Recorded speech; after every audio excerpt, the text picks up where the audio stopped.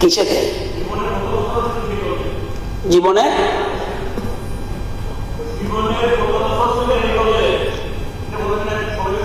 সেই জন্য থাকতেই এই বিধানসভায় আপনি যেখানে বসেছিলেন এখান থেকে বলেছিলাম, গোপাল বাবু পাশে ছিল, এখানে নাম বলি না, আগে মুখ্যমন্ত্রী ছিলেন, ওনাকে বলছিলাম ছোট্ট একটা শিশুর জন্ম নিয়েছে, আমি কংগ্রেসের এমএলএ, ছোট্ট একটা শিশু জন্ম নিয়েছে, এ কিন্তু বাড়ছে, আপনাকে সে জিজ্ঞাসা করবে রাজা তোর কাপড় কোথায়, আমি কিন্তু বলেছি।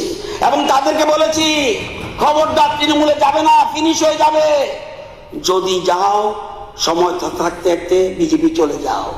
পরবর্তী সময় আমার কথা মতো অনেকে গেছে, আবার চলে গেছে। আপনাদেরও বলছি, আমি আমি আমার অভিজ্ঞতা থেকে বলছি, জিতেন বাবু, বিলিভ মি, আপনারা অনেকে মনে করবেন বিজেপি, আপনারা এডিসি নির্বাচনে আপনাদের কোনো শিক্ষা হয়নি, শিক্ষা হবেও না। আমি তো বলছি, দায়িত্ব নিয়ে বলছি, আমার কষ্ট হয়, 2-3 জন আমি খুব ভালোবাসি, আগামী দিনে আশা বিপদ হয়ে যাবে। স্যার